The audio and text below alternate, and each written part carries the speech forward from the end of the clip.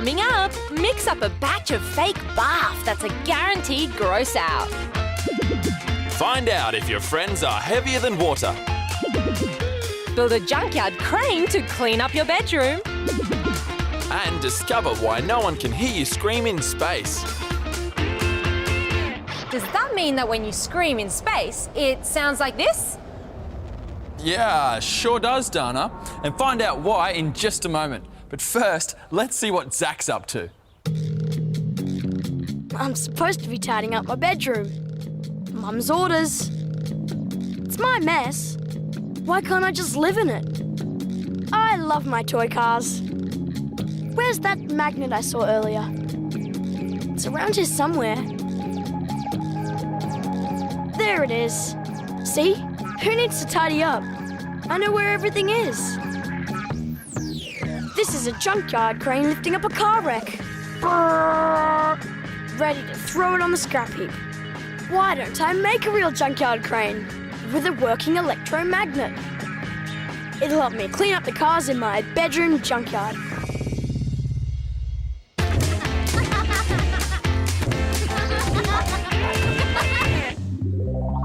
Hey Lara, I've got a balance brain teaser for you. You see these two glasses? They've got exactly the same amount of water in them. So they both weigh the same. And just to prove it, I'll balance them on a ruler. There, a set of water scales. Now, if I drop a coin into one side, we know coins sink, but does it make the glass heavier too? Yep, the weight of the coin is added to the water. I've taken the coin out. Let's see what happens if I just touch the water. It's making this end heavier, but I'm not even touching the glass. When I take my finger out, the scales balance again. Why does poking a finger into the water make it heavier? Good question, Ashley. When you put your finger in the glass, it takes the place of some of the water, which causes the water level to rise. This is known as displacement. The glass becomes heavier not by the weight of Ashley's finger, but by the weight of the water it displaces. Whether the object doing the displacing is heavy or light makes no difference. The glass only becomes heavier by the weight of the water that is displaced. Well, I'm glad we cleared that up. But now I have another question. How much water do we displace? Only one way to find out.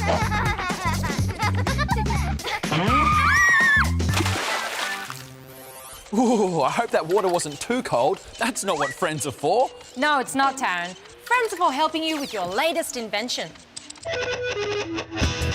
Mr. Crane Driver here, and my buddy Fraser are helping me build a junkyard crane. Now this folded red card is going to be the crane arm. I'll just poke a hole through here with a pencil, feed a cotton reel on, and poke that out the other side. And now I do the same thing at the other end. 2 cotton reels. I attached a string to the first one. It runs over the second reel like this. Now attach the crane arm to the top of the cabin with a pin. And we have a moving junkyard crane. Cool! Time to build an electromagnet to power up this bad boy. This is a large steel nail. I'm going to wrap it up in a tight coil of electric wire. Starting at one end, I wrap it all the way along. Nice work with the star stripes phrase. The more wire on the nail, the better. Finished. I left long wires hang off each end. And the nail is neatly wrapped in its wire coil. Good job, Fraser. The crane is looking very flashy. Speaking of flashy, it's nearly time to power up my magnet. I'll attach alligator clips to my wires. Red on one end, green on the other. Now I feed the electromagnet through here.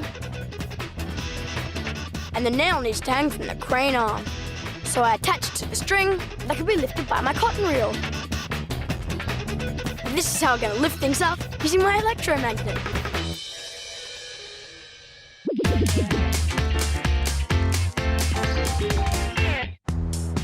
Where I live, the weather is always hot. But there's a really nice breeze up here in the balcony today. You can feel the wind on your face. And you can see the wind blowing things around. I know how to hear when the wind is blowing too. We just need a few metal objects from the kitchen and we can make a wind chime. Tie a length of fishing line to each object. Leave yourself enough line to tie them to a wooden rod. Hang each one at around the same height. So when we put the wind chime in the breeze, the metal things all bump together. Now I'll be able to tell when there's a cool breeze blowing outside just by listening out the window. The oxygen and nitrogen molecules that air is made from push on Sally's wind chime as they pass over it. We hear the sound it makes thanks to those molecules. Sound travels as energy waves, and they need something to travel through, like nitrogen and oxygen molecules. In space, where there's no air molecules to convey energy waves, there's no sound. No sound? Boy! I'm sure glad I live here on Earth. There's air to breathe and sound to enjoy. There are lots of sounds to enjoy here on Earth. Birds singing, waves crashing, music playing. What about the sound of Jade vomiting? That's all Damon can hear right now.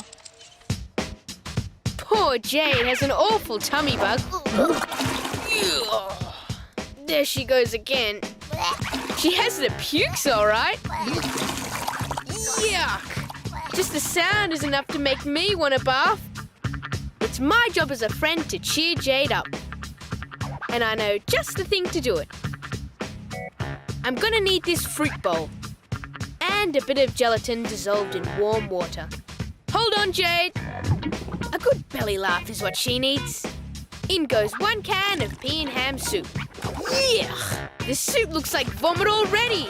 A bit of gelatin will thicken it up nicely. Uh-oh. The sicky splashing sound has set Jade off again. Whoa. Yuck! Now for the finishing touches. A pinch of oatmeal for a bit of texture. And some chopped carrot. Why is there always carrot in puke? Look at that! It's so realistic I can almost taste it. Here comes Jungle Belly Jade. I'll get my sick joke ready. Spread out a nice plateful. Oh, wait till she sees this. She's gonna think this is so funny. But first I need to let it sit in the fridge for half an hour. Vomit is simply the contents of your stomach and intestines, which the body sometimes forces out through the mouth when there is something wrong. There's often carrot in vomit because carrot takes a long time to digest and can remain in the stomach for a few days. Along with half-digested food, there's also slimy mucus, stomach acid, and a stinky alkaline chemical called bile. Bile is made by your liver and sent to the intestines to help with the digestion of fats. Hey, Jade! You're not the only one around here who's been sick. What? She seems grossed out. Hey, this is delicious.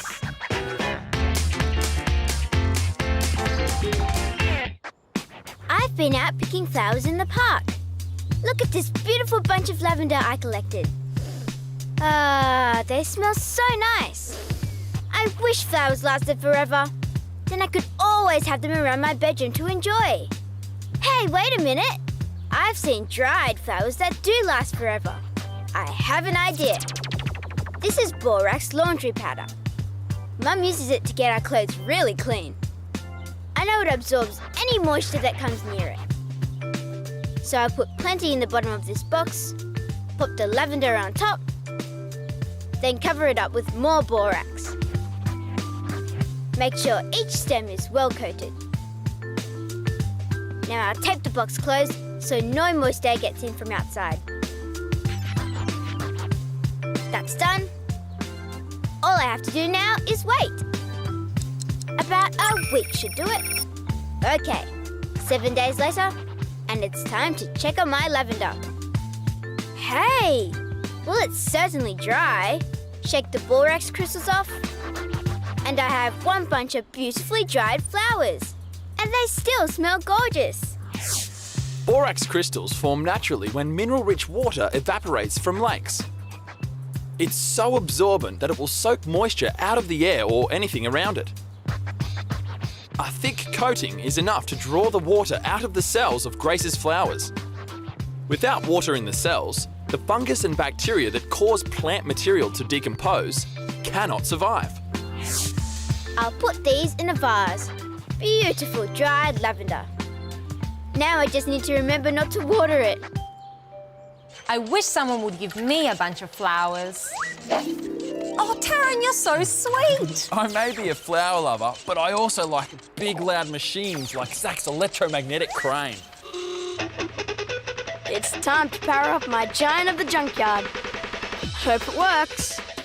The alligator clips go onto the battery terminals. Now, let's see if my magnet can pick up a paper clip.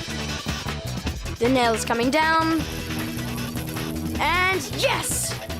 My machine has picked up its first bit of junk. When I wind in the string, it lifts the junk right up. Nice job, junkyard dog. When an electric current passes through a wire, it creates a magnetic field around it. If the wire is wound into a tight coil, the magnetic field is concentrated at the coil's center. The magnetic field inside the coil causes the tiny magnetic fields that occur naturally in the metal of the nail to be aligned in one direction. When this happens, the nail becomes a powerful magnet. Now to move those old cars of mine. Let's start with that blue one. Down comes the magnet. And check that out! My electromagnet crane can even lift a car. This old car is going to the scrap heap. Let her drop, Mr. Crane Driver.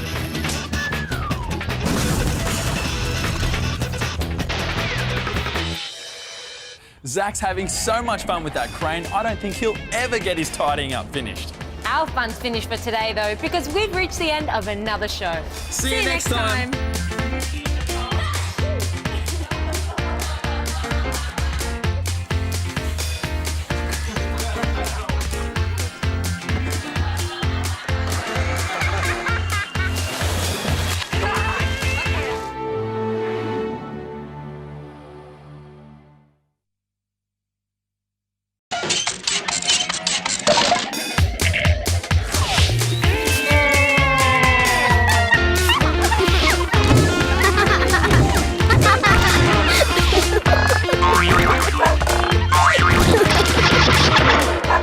Coming up, build a giant crane with the strength to pinch a picnic. Get comfortable anywhere with an outdoor airbed. Send your toys flying with the power of leverage. And how to make sure you win at tug of war. Okay, Dana, now take the strain and pull. Hey, you're stronger than I thought. Well, us girls can do anything boys can do, and we usually have a trick up our sleeves. Just ask Lara and Emily. Emily and I have taken over the balcony. The boys have lost their base. So down with their pirate flag and up with our own. Haha, bad luck, boys. Now the balcony belongs to us girls. Hey, they've got a picnic. It must be a feast. They can hardly carry it. Yummy drinks, cream buns. They're plain dirty. Look at them pigging out on that feast. We're missing out and we're both really hungry. There's got to be a way of getting our hands on their feast without surrendering our new base. But that basket looks too heavy for us to carry. Hey, this flagpole's given me a great idea. We're going to build a basket-lifting crane and help ourselves to that feast.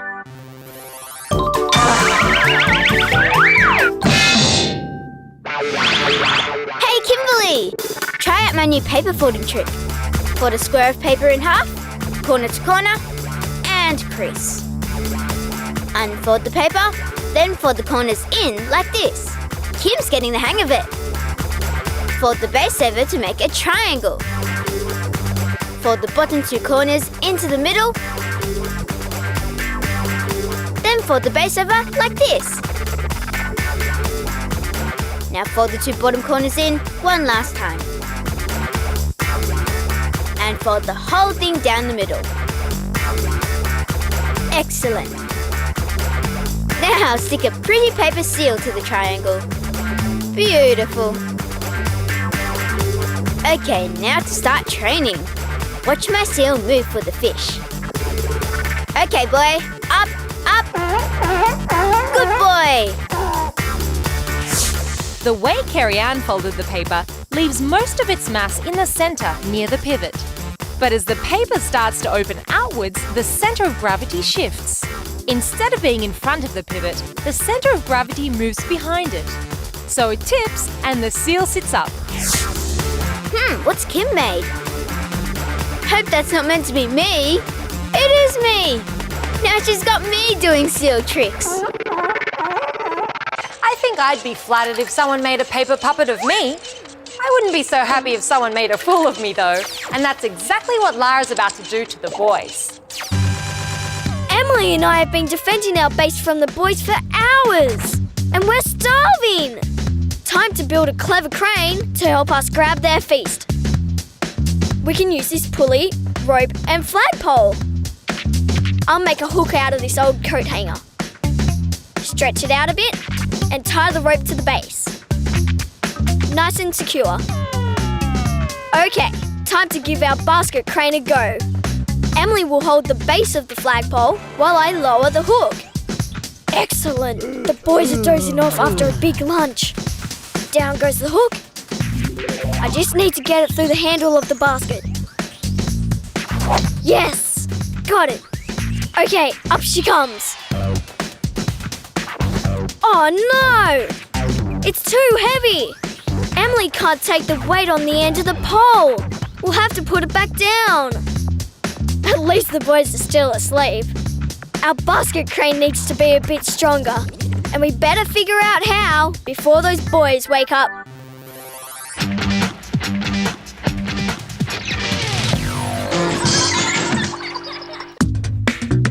I like reading out here in the fresh air. These steps aren't very comfy though. But Mum won't let us bring her good cushions outside in case they get dirty. There must be some way of getting comfortable though. Let's try making a garbage bag into a big cushion. I'll fill it with air and tie it up with an elastic band. Woohoo!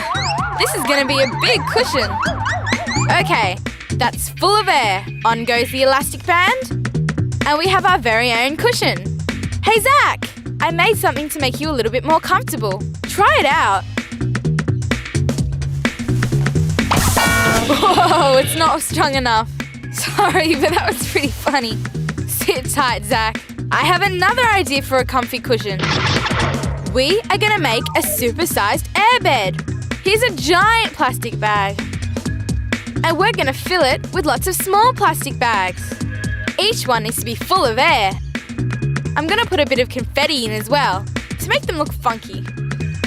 Now to fill them with air. We need lots and lots of bags. Phew! I feel a bit dizzy from blowing. Let's fill the big bag, then I can have a rest. Sure you don't want to try it this time, Zach? Okay. Watch this then. Now this is comfortable. I'm floating on air. When Zach sat down on the garbage bag, his weight pushed down on the air inside. That put pressure on the seams of the bag, which are not strong enough to hold so much pressure. When Ashley's weight is shared between lots of little bags, each one only has to support a part of her weight. I'm so comfortable I don't think I can get up. Now Zach wants an airbed too. Okay. I'll go get more bags. But don't steal my airbed. How comfy! It must feel like you're flying along on a cushion of air. Speaking of flying through the air, Grace is about to get Jade's favourite toys airborne. I'm not allowed to go next door and play with Jade until she's finished all her homework.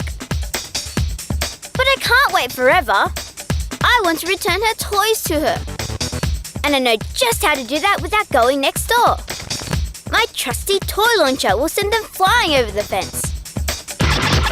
I taped a can of beans on top of a shoebox. Now this length of timber is held in place by elastic bands. There. It's like a toy-sized seesaw.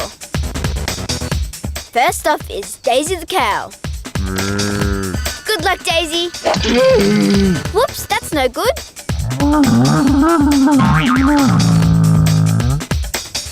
It just goes straight up. Okay, at the moment the plank is even on both sides of the tin. What if I pull it down like this, so there's more length on the side that Daisy takes off from? The angle looks right. Okay, Daisy, this time it's gonna work. Here goes. Yes! Over she flies. Excellent! Jade's gonna be so happy. Time for Fluffy Bunny to fly. Look at him go! It's perfect. Grace is using the power of leverage to launch Jade's toys into the sky. On one end of the beam, there is a resistance force or load, Mrs. Moo Cow. At the other end, Grace inputs an energy force with her foot stomp. When the can is midway between Grace's foot and the cow, both ends of the beam travel the same path and the energy comes out in the opposite direction to how it went in. When the can is closer to Grace's foot, the other end travels further and faster than before, throwing the toy off in a different direction. Cool! Look at them fly. Hey, Jade, did you get them all? Fantastic! Mission accomplished.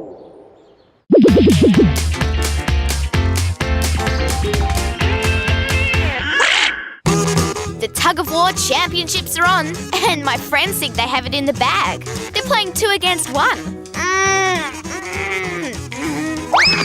Oh, darn!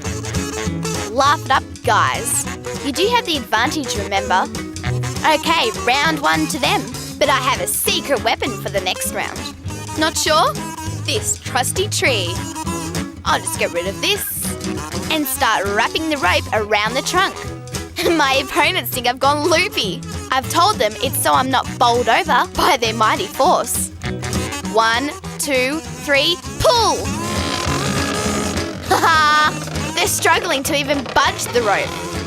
They thought I'd be down in mere seconds. Look, guys, one hand. Now this one, and this one. Hello, weaklings. They're changing places. Maybe that'll help. Check it out, no hands. Sorry, guys, but you can't beat me this time, no matter how hard you pull. Yes, they gave up. When 2 textured surfaces are rubbed together under pressure, friction is created.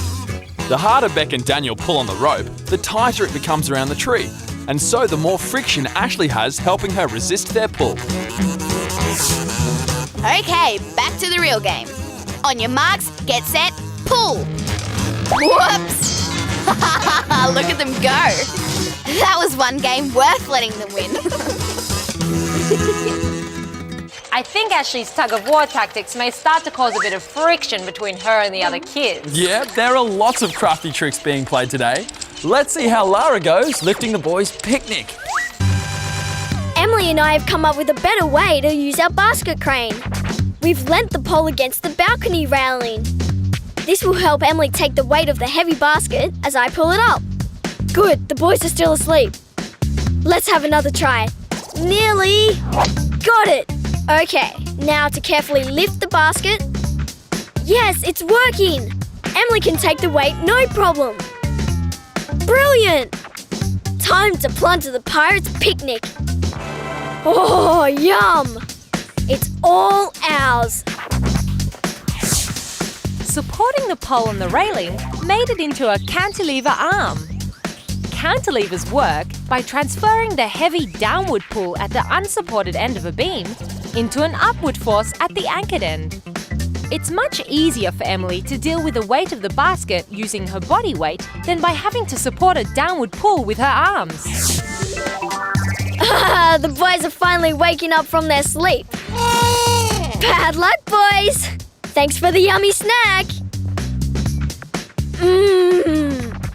Now you can bring us the main course. That was a happy ending for the girls, though not so happy for those poor old pirates. Well, this is a happy ending for us, Dana, because we've come to the end of the show. See you next time.